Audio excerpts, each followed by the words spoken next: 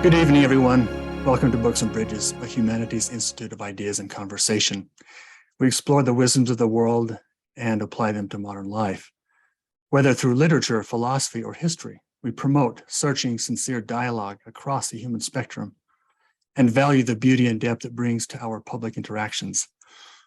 Tonight, we examine the tragedy of conscience, how our competing loyalties to self, family, justice, love, and deity, and the state provide no clear victory, no unambiguous answer, no painless exit. Loss and sacrifice are unavoidable in a moral universe so cramped and conflicted. Each side has a point to make, a prerogative to pursue, a claim to satisfy. Amid crushing political power, can there be consolation? The ancients always say it better and in fewer words. But us moderns find new ways to expand the old lessons. The perennial questions are for us to craft anew. In the tragedy of Antigone, Sophocles gives us the perfect storm to work with. We are grateful to have a wise guide to show us through this maze. Arum Park is an assistant professor of classics at the University of Arizona. She received her BA from Yale University and her PhD from the University of North Carolina. Her research and teaching focus on ancient Greek and Roman literature. She has published articles and book chapters on archaic and classical Greek poetry, the ancient Greek novel, Augustan poetry, as well as public-facing pieces on Me Too in ancient Greco-Roman literature and race and diversity in classics. Her first book is called Resemblance and Reality in Greek Thought, and her forthcoming second book is Reciprocity, Truth, and Gender in Pindar and Aeschylus. The daughter of Korean immigrants, Dr. Park currently co-chairs the Asian and Asian American Classical Caucus. So Dr. Park, we're very grateful to have you with us today. I'll turn the time over to you. Great, thank you so much. Thank you, Nathan, for the invitation. Thanks to everybody who's come to this. I don't see him here, but thanks also to my old BYU colleague, Mike Pope, for drawing my attention to the Books and Bridges series when he spoke for it last year. So I'll just go ahead and get started. I am going to talk about Antigone, a mythical character from the ancient Greek tradition, made famous by the tragedy by Sophocles that bears her name. Not only is she herself famous, but so is her family, lamentably so. Her father was the legendary Oedipus, king of the Greek city of Thebes. And of course, we all know about Oedipus, again, thanks to Sophocles, but also with a dash of Freud, as the man who legendarily killed his father and married his mother. So what makes Antigone famous, though, is what Sophocles actually draws our attention to is more her relationship to her siblings rather than to her parents. Upon the death of their father, Antigone's brothers Eteocles and Polynices feud over who inherits the kingship of Thebes. There are different versions to who rightfully should rule Thebes, but the long and short of it is that Eteocles becomes the king while Polynices is turned out. Polynices returns to Thebes with an army from a different city, which launches an attack on the city of his birth. In the end, Thebes is successfully defended against the invading army, but not before the two brothers Eteocles and Polynices engage in hand-to-hand combat that results in both of their deaths. This is the situation that opens Sophocles' Antigone, a city in the immediate aftermath of a bloody and violent attack, torn apart by a brotherly feud, and both of the immediate heirs to the kingship dead. Antigone's uncle Creon assumes the throne and decrees that while Eteocles, as the defender of Thebes, will receive a proper burial, Polynices is a traitor to the city, and so he must remain unburied. Antigone reviles this decree as a sacrilegious act and openly defies her uncle to begin burial rites for Polynices. Her sister Ismene tries to talk her out of it in the interest of avoiding further death, but her efforts are in vain. Creon is informed of Antigone's defiance and condemns her to confinement in a cave where she will presumably die of starvation. He does, over the course of the play, have a change of heart, and he attempts to revoke Antigone's sentence, but it's too late. Antigone has already taken her death upon herself, choosing to die quickly by her own hand rather than subject herself to the long, slow death Creon has mandated for her. Her fiancé, Creon's son Haemon, kills himself after trying and failing to kill his father. Haemon's mother, Eurydice, also dies by suicide after learning of her son's death. This is the horrific and bleak outcome of a horrific tale. Nearly an entire family wiped out, and Creon, our villain, left all alone with almost nothing but regret and the knowledge of his poor decisions to keep him company. So what I'll talk about now are the conflicts that animate the play and have captivated audiences for generations. But I'll also talk about some of the ways Antigone's story has been retold and how these retellings can show us different and often surprising angles to her story. Most fundamentally, in my view, the story of Antigone shines a light on how different people deal with death and what they choose to prioritize in the wake of a death. Creon, as the new ruler of Thebes, has to think not only of his family, but of his city. So he chooses to protect the stability of the city at the cost of his family. Antigone, on the other hand, believes she is prioritizing her family over everything else when she chooses to defy her uncle and king and initiate burial rites for her outlawed brother. Her decision also puts religious considerations first, as she acts in a way that she perceives to be in line with her duty to the gods, and Sophocles' text suggests that the gods are on her side. Over the course of the play, other oppositions emerge, which align with the main Creon-Antigone conflict. There is a gendered aspect. The various characters argue over Antigone's gall as a woman to stand up to a male ruler like Creon. There's also political ideology at play here too. Creon's son Haemon points out that the people of Thebes are on Antigone's side, which leads to an argument with his father over whether decisions for the city should come from the people or the king. In other words, it's an argument over whether democracy or tyranny should win the day. But ultimately, these conflicts arise from grief and trauma. We have two people who experience the same loss, yet catastrophically clash in their response to it. The way Sophocles tells the story makes Antigone out to be its hero and Creon its villain. It is more complicated than that. But at the end of the day, Antigone is seemingly proved to be more ultimately in the right than Creon is. But this being a Greek tragedy, she's the one who dies while he lives. So I could go on and on about Sophocles' play itself, which is really a gold mine of complicated ideas to think about, to think through, to really puzzle over. But a lot of people have already said the kinds of things that I would have said. So what I want to turn to, what I find really fascinating, is how this story gets retold and how a retelling helps me, just me personally, see things in Sophocles' play that were always there, but that I didn't notice or fully see before. So this is what I'll talk about now, a few examples of the way Sophocles' Antigone story gets retold and what I've learned from these retellings. And I should note that lamentably there is like a modern retelling going on, like that went on today through the Theater of War Productions, but I had to miss it. And it would have made great fodder for this talk, but I couldn't incorporate it in time. So I'm gonna do the one screen share of this presentation now. While I turn to this section. Okay, so my first example is from a staging of Antigone that I saw in my old stomping grounds at BYU in 2012 when Westminster College's annual Greek tragedy staging was Antigone. This was a really interesting performance that kind of hybridized antiquity and modernity. While the script was pretty much a direct translation of Sophocles' Greek, the visual aspect was modern.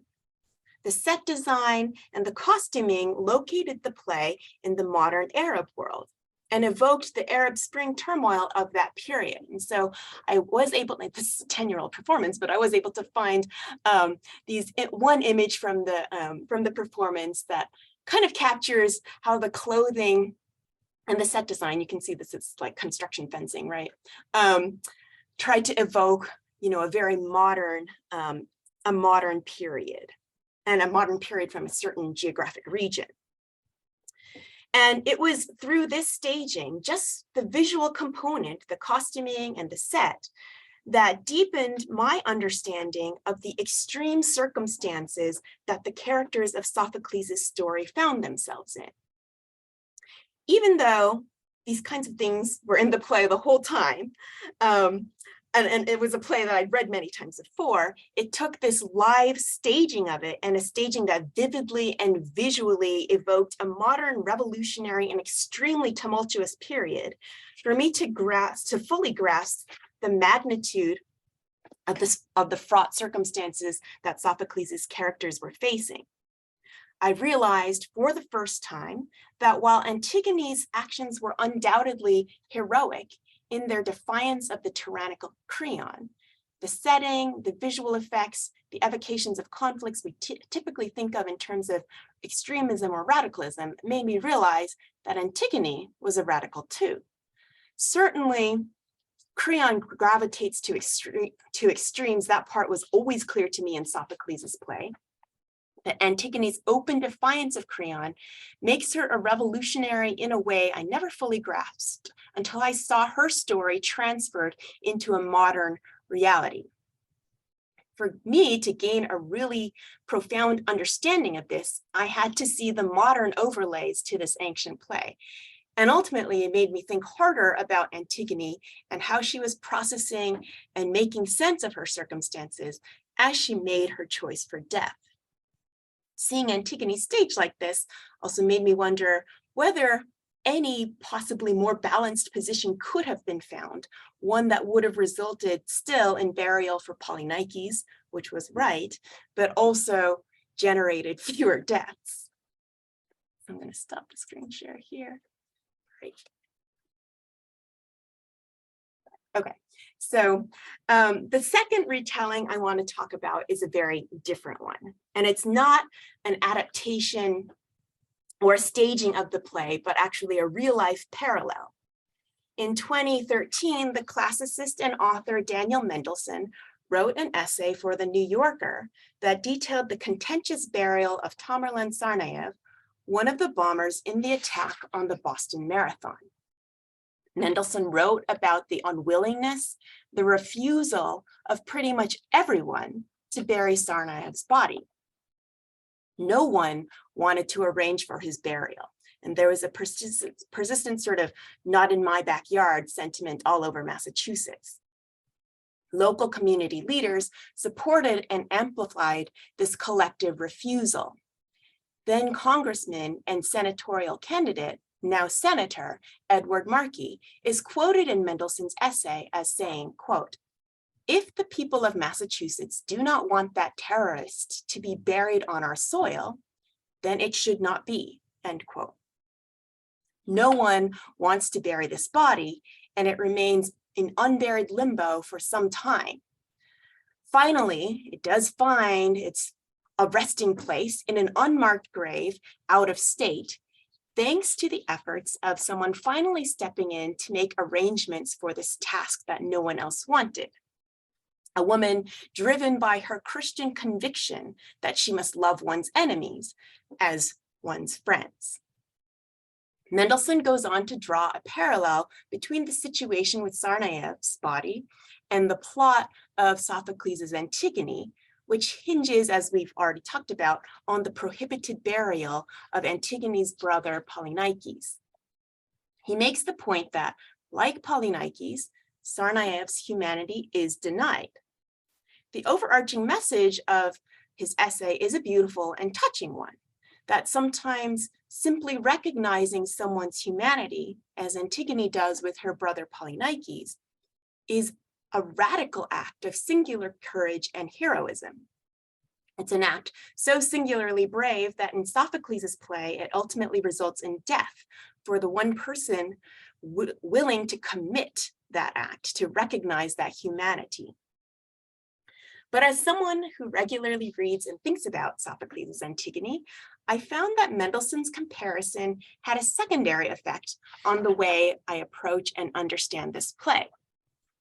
It shifted focus away from the key players, Antigone and Creon, to the circumstances that led to Creon's disastrously tyrannical decree in the first place. Comparison Mendelssohn drew between Tsarnaev and Polynices ultimately frames Polynices' attack on Thebes as an act of terrorism, which I think is accurate. Polynices has engaged in violence against Thebes, violence of a political nature. He marshals a whole army for his cause with the intent of overthrowing and replacing its current leader and government. So this casts new light on Antigone and Creon too, because if we look at Polynices this way as a terrorist, then Antigone's defiance of Creon is all the more striking. If the analogous situation happened now, as it did in Mendelssohn's framing of the marathon bomber situation, most of us would actually be on Creon's side and continue to brand Polynices as a mere terrorist even after his death. In other words, most of us, if the example of Tsarnaev's body is at all telling, would not be able to get over the terrorist actions that someone like Polynices committed in life, and we wouldn't be able to treat him as a human in death. That's actually a striking contrast between the Boston Marathon bombing situation and what happened in Sophocles' play, because the people of Thebes actually come to wholeheartedly support and side with Antigone over Creon, which means the popular opinion in Sophocles' play is actually to grant humanity to a terrorist, at least upon his death. Maybe this makes Sophocles, despite the bleakness of his tragedy, somewhat of an optimist, actually.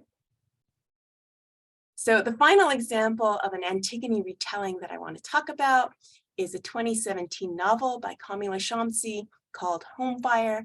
And I actually have to do a shout out to my students who are the first ones who brought my attention to this novel, which is really a beautiful one. I have it right here, but and I didn't know about it until I told my students that they had to do a presentation on receptions of Antigone. So this is a novel that takes the outline of Sophocles' Antigone story and transfers it to present-day Britain and America and Pakistan, and reimagines Antigone and her family as British Pakistani Muslims.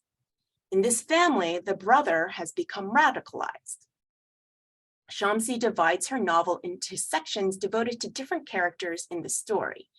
Each section channels its respective character's perspective, and the first section belongs to Isma, who is Shamsi's adaptation of Antigone's sister Ismene. This kind of recalls the structure of Sophocles' play, which opens with Antigone and Ismene taking the stage together and in dialogue with each other. They introduce the situation and they shape how we, the audience, will perceive this story. But in Shamsi's adaptation, by virtue of the way she has segregated individual characters' perspectives into separate sections, it's just Isma, not the Antigone character, but just Isma, who has the privilege of introducing the story and shaping our initial understanding of it. It's Isma's perspective that comes first, and since it is first, it sets the tone for the rest of the story. In her section of the book, we learn that Isma is the eldest sibling with a younger brother and sister who are twins. Shamsi's reimagining of the Antigone story has only 3 siblings, not 4, with the younger 2, Anika and Parvais, the equivalents of Antigone and Polynices, being the same age. And these siblings are orphaned. Their parents have died prior to the opening of the novel. This shaping of the sibling relationship has the effect of setting Isma apart while tightening the association between the Antigone and Polynices characters. Isma's seniority and her prioritized position in the narrative elevate her status above what Ismene had in Sophocles' original version of the story. The way Shamsi structures her story and Isma's role within it makes us sympathetic to Isma and maybe even prefer her in a way that we may not feel towards Ismene in Sophocles' original play, in which Antigone is unquestionably the hero, the one who has the strong convictions, the strength of her convictions, and Ismene comes off as a little bit weak. Shamsi gives Isma a much fuller account than Ismene receives in Sophocles' play. Isma is the one who first meets Aemon, who is Shamsi's reimagining of Antigone's fiancé Haemon.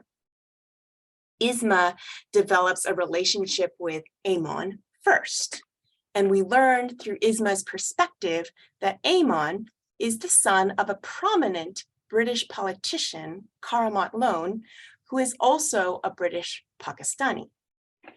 But unlike Isma and her family, he is not a devout Muslim, choosing instead to assimilate into Britain by shedding his Muslim background. This is how Shamsi modernizes Creon and the conflict he will ultimately have with Antigone. She depicts his political success as premised on his decision to reject his religious origins. It's really a pretty brilliant modernization of Sophocles' story. In Shamsi's novel, the Antigone and Creon characters are not part of the same family, but they do share an ethnic and religious background that makes them outsiders in Britain. And the ways they choose to navigate this status puts them at opposite extremes, despite their shared identity. Shamsi's version of Creon, Karamat, chooses to prioritize the British state over his Muslim heritage, while Anika, her version of Antigone, and her family have opted to retain their identity even as it perpetuates their outsiderness. These opposing survival tactics will prove catastrophic when Aemon eventually meets and falls in love with Anika. As I said, turning it back to Isma, by giving Isma first position in the narrative, Shamsi elevates her importance beyond what she had in Sophocles' original. But reading Shamsi's novel made me reconsider Ismene in Sophocles' play. I found myself paying greater attention to Ismene and her words and actions and wondering anew about their significance. Ismene can be pretty easily dismissed as a mere foil for Antigone's strength and convictions. While Antigone determines decisively that she'll defy Creon and bury their outlawed brother, Ismene is more hesitant, and she questions what right or power women have to defy men. And so she might seem weak or even cowardly. At the very least, she lacks conviction compared to Antigone. But through Shamsi's filter, and by looking at Ismene through Isma, by seeing Ismene through Isma, perhaps we can assess her more kindly. Shamsi gives us access to Isma's inner thoughts, making us privy to her perspective as someone who has had to take care of her family. And this is a reading that we can carry over into our consideration of Ismene. Instead of lacking in religious conviction, we might view Sophocles' Ismene now as someone simply most concerned with preserving what's left of her family. This sympathy to Ismene is actually a reading that we could see as supported by Sophocles' text. Ismene eventually does come to Antigone's side and share her convictions, and becomes willing to share the blame for burying Polynices and to face the consequences for doing so, because she cannot fathom life without her last remaining sibling.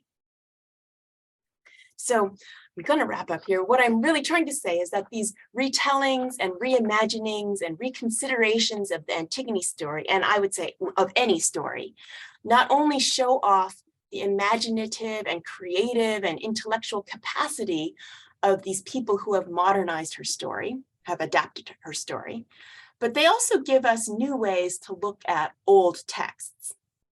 Seeing Antigone's story transposed into modernity in various ways has helped me see new angles to it and has unearthed some pretty surprising questions and insights. I found myself seeing different perspectives from what I had in my initial reactions to Sophocles' text, and feeling deeper sympathy for characters like Ismene that I was willing to brush off before, and even, if I can admit this, even Creon. And I want to keep emphasizing that these questions, these insights, these ways of understanding and interpreting the story, these perspectives, they are actually already in Sophocles' text, but I didn't perceive them or pay due attention to them until after I experienced these retellings, reformulations, reorientations of the original play. So I want to make the final point that Sophocles' tragedy and ancient texts in general, they contain wisdom that lasts through the ages. I mean, here we are reading, Sophocles thousands of years later, right? And they do push us to think about the big questions, the difficult questions. But modern creative work also has that capacity, and it's sometimes these modern creations that reveals the same questions in a new light. Modern creative works too have this capacity to push us and make us think, and it's often through the interaction between modern and ancient that these big questions, these hard questions, these new perspectives come to light and generate new ways to understand humanity, to understand old texts, and to understand each other and our relationships to each other. Okay, so I'll stop there for now, and we can turn to questions if there are any. Thank you very much, Dr. Park. That was fascinating, and I think you make a great case for the idea that the classics are an ongoing telling, that no true classic is closed unto itself, that it always fires the imagination of future generations to retell it or tweak it or kind of give it a different perspective, different vantage point, something like that. And in fact, the way that the Greeks themselves wrote plays is they were constantly retelling plays such as, Euripides is retelling plays that earlier, playwrights may have written, or they're constantly retelling the Homeric story in a way. Yeah, that's a really good point, that like the Greek tragedians, they're also reusing old material, right? Like most of those Greek, the vast majority of Greek tragedies were based on pre-existing like mythology, right? So yeah, they're also receiving old things. Yeah, I don't think you can contain any great work to any one particular time or even vantage point, but so let's open this up to questions for the viewers. If you have a question, please type it in the Q&A button. I'll be thinking about what you want to ask, Dr. Park. I have a question to begin, if you don't mind. Sure. What we see, at least what I saw when I reread Antigone this past week, is just how God-drenched or a deity-drenched the mindset really was, and how Antigone was mindful of what she calls the lasting judgment to fear. She doesn't fear the judgment of the king. She fears the more lasting judgment of the gods, both above and underground.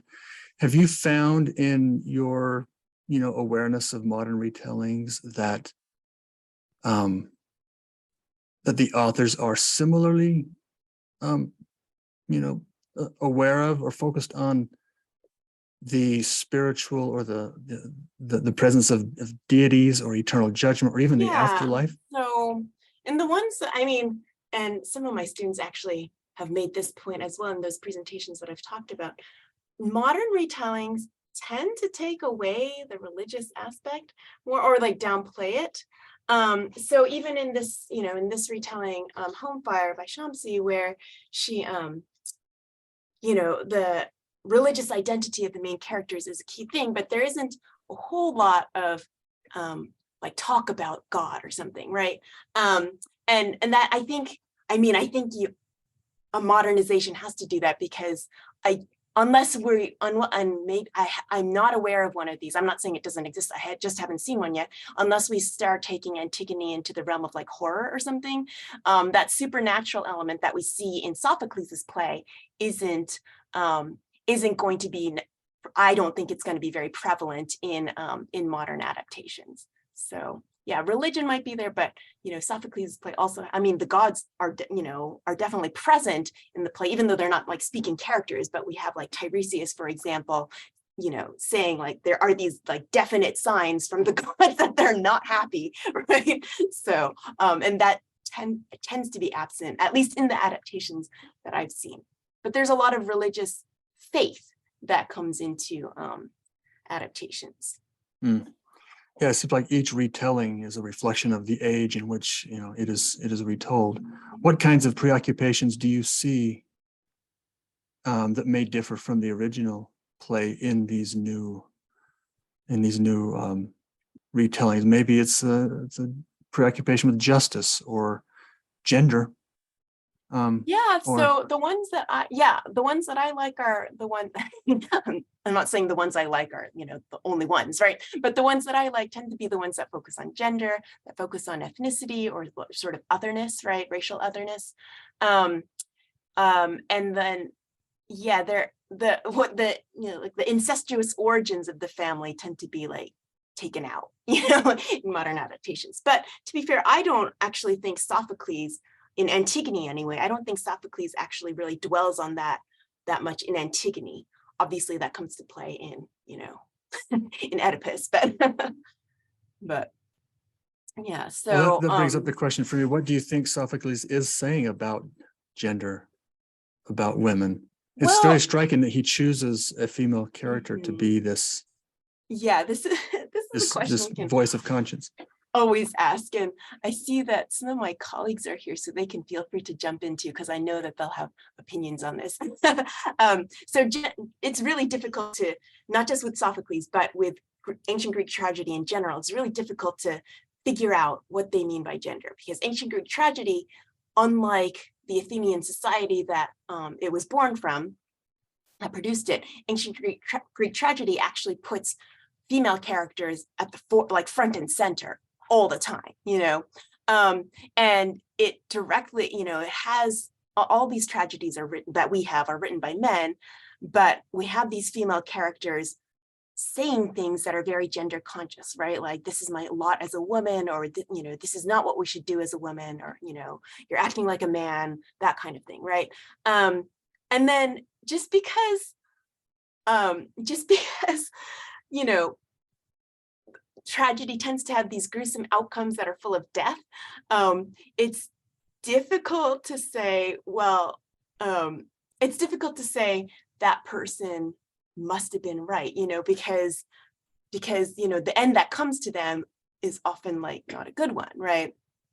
Or like in Euripides' Medea or something, Medea herself makes a lot of points about gender, but then at the end, I hope this is not a spoiler for anyone here, but at the end, she like kills her own children. So, when we have a character like that, who's kind of a mouthpiece for maybe a proto version of what we might call feminism, and then she's like killing her children, like it muddies the waters a bit, right?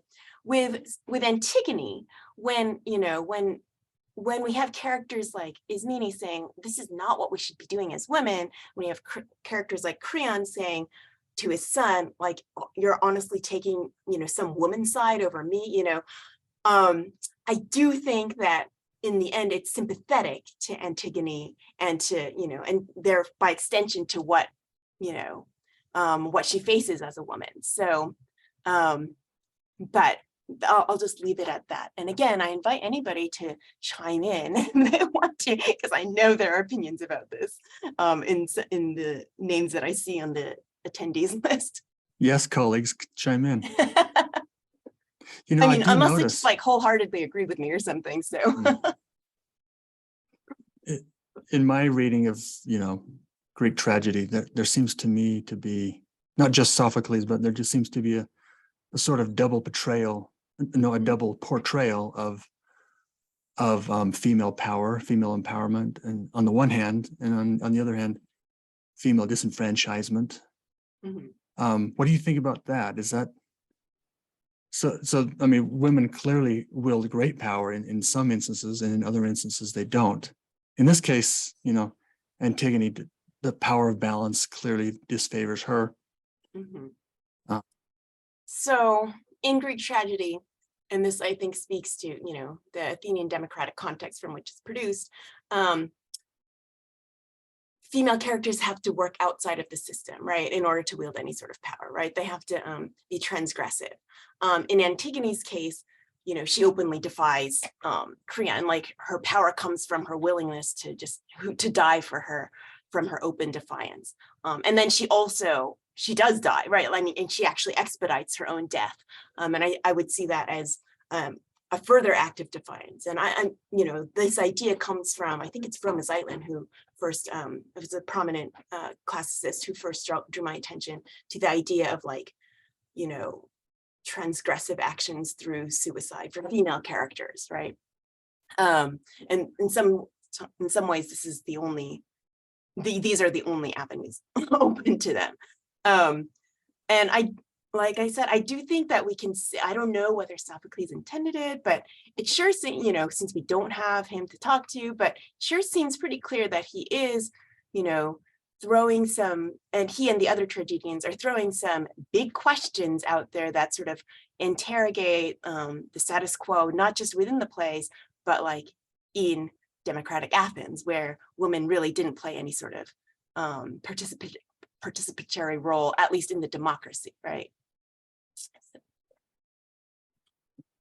Yeah, well, I have all kinds of questions I could keep asking. What I noticed when I read this most recently is the place of the body in ritualistic religion, and even state recognition of religion. So even if it's in this case it's the body of this insurgent, or this, you could even call him a terrorist, or you could call him a civil war faction or something like that, but nonetheless his body, just the idea of a body who fell in war still deserves, and it's not just some kind of like civil recognition, it goes beyond that. And I think at the very end of the play, Creon calls it, he says something like, I now see that I should have been more devout to the old way, the old laws. Do you think that in any kind of a modern retelling of this, could the body play a similar kind of sacred role, or have sacred? I think it already has, right? And just in the example that I talked about of the body of, Tsarnaev, right? So I should say that I am sympathetic to the people of Massachusetts, because they are the immediate survivors of a horrible trauma, right? So in that mode, from a casual, like very distant observer like myself, right? I wasn't in Massachusetts or anywhere near it when the bombing happened. It just seems like that's a body, right? Like, it's dead now. Like, we should just bury it, right? But if we see, if that body represents, a site, represents trauma and violence and aggression against, your own people, then that body will have a lot of weight to it, even if it's a corpse. So, Well, we do have a question from anonymous attendee. Maybe that is one of your colleagues. yeah, so I don't know who anonymous is, but it's anonymous. Do you want me to read, or I can read it if you want? Yeah, go ahead. In Creon's willingness to stop Antigone's death sentence, would this have represented would this have representation been a willingness to admit he was wrong? So I think so. And so this is partly why sometimes my sympathies are with Creon, because it's so terrible, because he is really such a hateful character. But of the characters in the play, and Ismene as well, but he is really the only one who experiences like a change of heart, right? So Antigone is doggedly sticking to her convictions to the very end. Haimon as well. Ismene does change her mind a little bit, but like Creon has the most dramatic change of heart. So, and I do think that, that the decision to revoke his earlier sentence is reflecting his, willingness to admit that he was wrong. And this is after Tiresias has told him, like, there are all these signs that point to like the gods are not happy with this. So. And then the cascade of death and suicide continues after that. Mm-hmm. That's another theme in a lot of the great tragedies, is just the cascading effect of, I guess you could say, evil, or you could say, hubris, pride, neglecting to follow the prophet, or like Tiresias, or the will of the gods, and how that it leads to this multi-generational ruin and just down the line. It's a scary thing. Yeah. And it's not the way we think really as moderns, is it? We think things kind of end with us. We don't think they continue as much. Do you think? Yeah, and that's kind of one thing that I was obsessed with in Greek tragedy. And the tragedian that I wrote, half of my forthcoming book on Aeschylus, was that we could really see this trajectory of like wrongdoing and death and violence following multiple generations, right? I mean, each generation has to account for what happens to the previous one, or what the previous one did.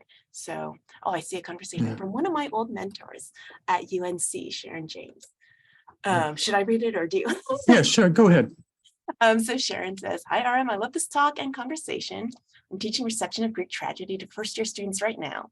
And I'd love to hear if you have more thoughts about trauma in the play, especially about emotional, psychological ways of trying to avoid facing that trauma by taking actions that postpone the grief of civil war." Sorry, long question. Yeah, so I do, in that I do see this play. I mean, I don't know if I can speak in much detail to this, but I do see in this play that ultimately we're just dealing with characters who are dealing with trauma in different ways, right? And that's what makes the play really, I guess, sad. If you really tell us, if you take a bird's eye view of it and just think, we had this horrifically traumatic event that all the characters in the play have experienced. And the conflict arises from the vast differences, the gulf of difference in the ways that they choose to deal with it, right? And so I see in the play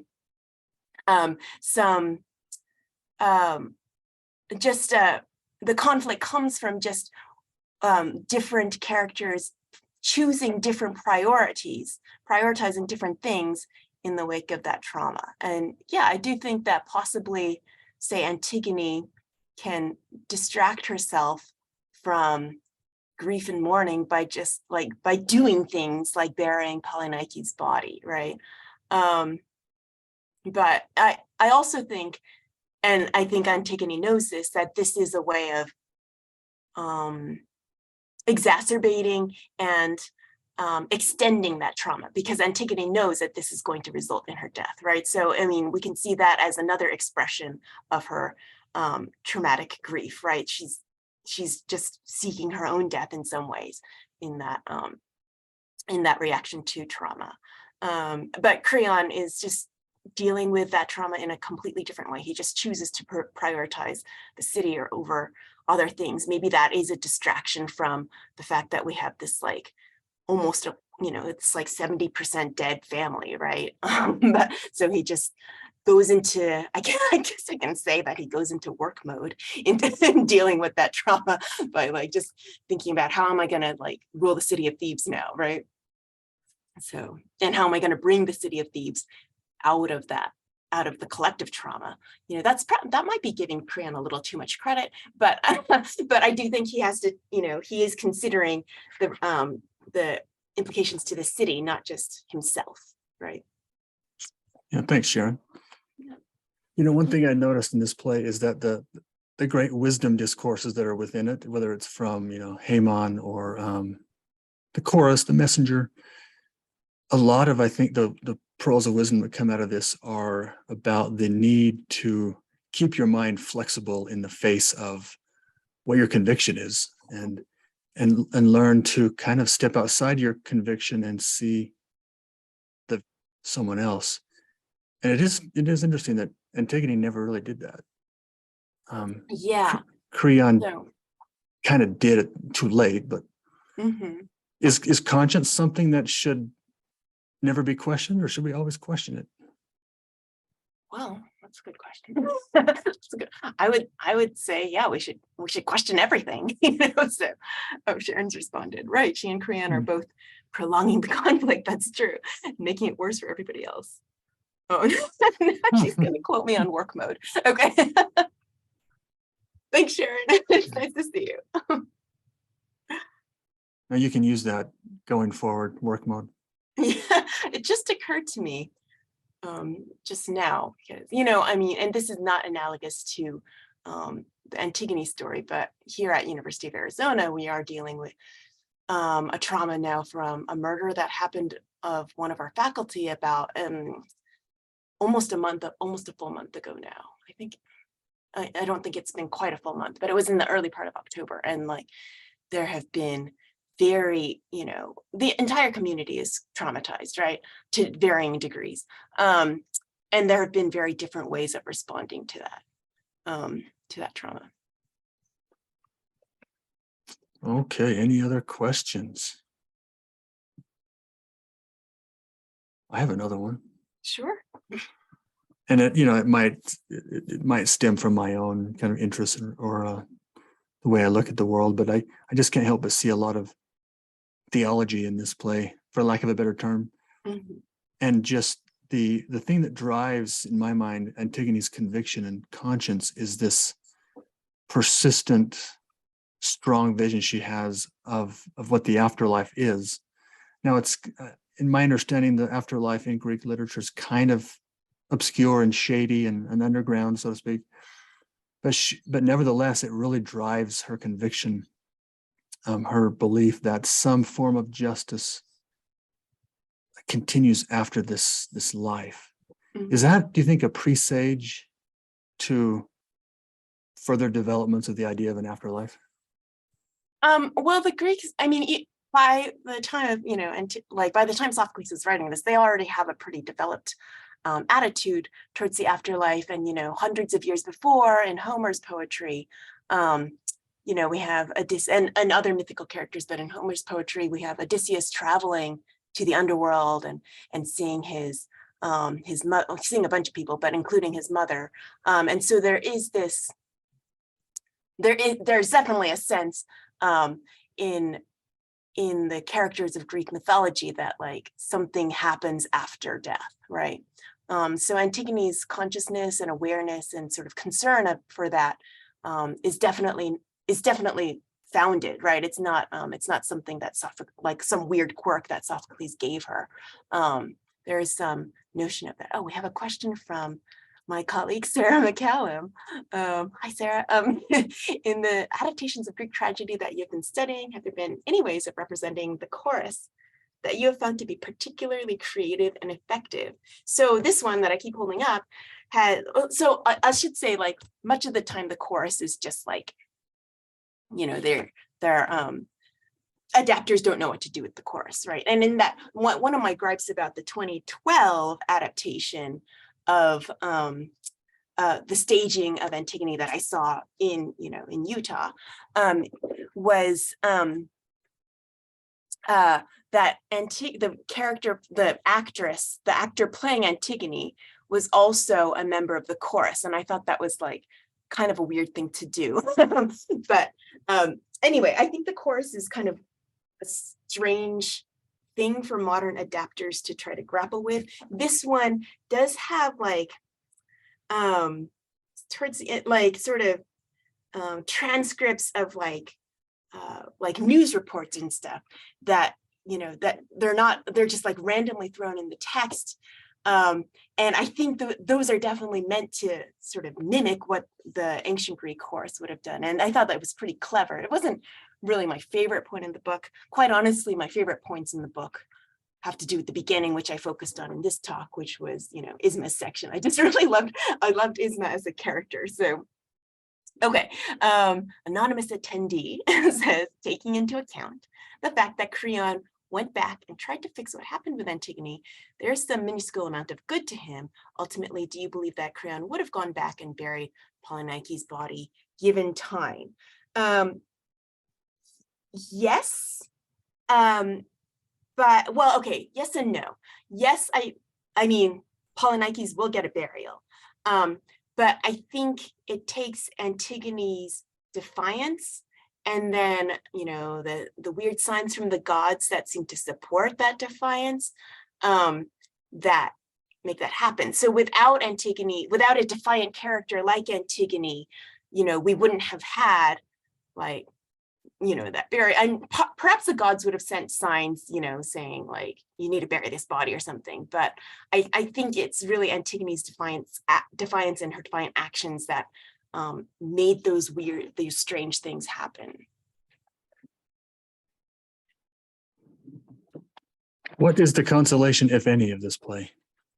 Oh, I don't know if there is. Well, okay, I did touch on one thing. Okay, so and this goes back to the Mendelssohn essay that I was talking about in the middle part of my talk, in where he points out that the people, nobody really wants to bury Sarnaev's body, right? And that's he doesn't point this out, but that's a contrast with what happens in Sophocles, which is that the people of Thebes come around to support Antigone, right? So the idea, and I do think that's the right decision. I think Sophocles presents that as the right decision to, you know, see to it that Polynices gets a burial. And I think that the idea that the masses, right, the regular Joe Schmoes who don't actually have like, you know, a speaking part in the play, that they could come around of their own volition to this right idea, the right decision, the morally correct decision, which I think that's how Sophocles presents it, is pretty heartening. So, and ultimately that is sort of a statement on what is possible through democracy. Oh, and my mom, in addition, has a question. I really enjoyed the talk and made me rethink about human minds are so fluid over essentially the same act. I want to ask you if you were not worried about the reaction people might have when you juxtaposed highly praised heroine Antigone to a modern day despised terrorist. Yes, I did worry about that a little bit. And yes, there were some revisions that happened in this, in the draft that I wrote to, you know, to try to back away from saying that Antigone like is a terrorist or something. But there were, I was careful. So yeah, I'll just leave it at that. She was worried about you. I think. My mom is looking out for my welfare here, as she should. What's interesting is how the concern of Creon is basically the integrity of the state, the security of the state, the security of his authority, which, you know, if you're in kind of amidst a civil war, that makes sense. And I think one of the lessons here is that the integrity of the state does not have to be viewed as something that's absolute relative to other goods, other concerns. And so that the integrity of the individual or even the integrity of some kind of religious belief can can coexist with the integrity of the state. Do you think that's a concern? Yeah, here? I think that is a conclusion we can draw from the play. And Creon's mistake is assuming that, as like kind of forcing this antithesis between the integrity of the state and religious concerns, right? And so, and in fact, I think his inability to see that these things are not actually antithetical to each other well, that's why we have this whole tragedy, right? Like that's why everything goes wrong. Yeah, so I mean, both he and Antigone are just adherent, like cleaving to polarly opposite positions, but I think Creon is the one who like forces those polar oppositions into existence to begin with. So, but I mean, who knows? I mean, to be fair to Creon, if we need to be fair to Creon, who knows? Who knows what would have happened if he'd said, let's bury Polynices' body right here in the same place. I mean, he could have had like an outcry on his hands, right? So, and I guess Polynices was also working in defiance of the gods. Did he want to desecrate the gods in the city of Thebes? Is that what his goal was as well?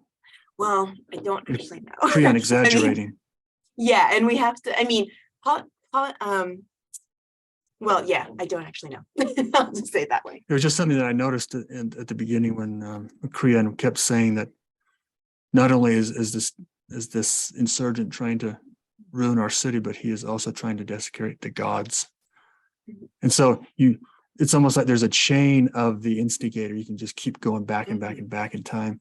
You could even go all the way back to Oedipus. You could go further back than that. But yeah, I will say that we don't actually see much of like we don't get a lot of sources or texts that give us Polynices' perspective because he's already dead in Antigone, and the other extant Greek tragedy that we have that dramatizes a portion of this conflict is from Aeschylus, 7 against Thebes, and that's dramatizing like the attack on Thebes by Polynices. But Polynices is not a speaking character in that one. It's all Eteocles who it's actually a really weird play, but it's all Eteocles who tells us what he thinks, and so in my personal, and maybe this is a spoiler for my book, but in my personal view, I think Eteocles is like pretty wrong, and like really wrong. But yeah, maybe I'll just encourage everyone to buy my book. Yeah, that's a great plug for your book. Yeah. Can you name the title again? Yeah. Name the title of your book again. Oh, Reciprocity, Truth, and Gender in Pindar and Aeschylus, which is now available for pre-order through the University of Michigan website. So Michigan Press website, yeah. Yeah, let's go out and buy it. Well, any last words of wisdom before we conclude? No, I just want to thank you for doing this program. I think it's really fascinating, and I kind of glanced through your YouTube channel. I haven't watched all the talks, but I saw you really cover some interesting topics. So thank you for having me, and thank you to everyone who came to this. Like, yeah, I agree. Thank you very much, everyone, for tuning in, and thank you, Dr. Park, for coming and sharing your talents and wisdom and your learning with us. It's very much appreciated. I think we're all leaving with a greater appreciation of some of the deep questions that plague human society. So there's actually one more question. It's just Anonymous says, yeah, thank you for this meeting and for answering my questions. Well done. Yeah, I'll thank the anonymous attendees as well. We need to find out who they were. Okay, everyone, thank you for being here. And Dr. Park, we'll see you next time. Yeah, thanks so much. Bye.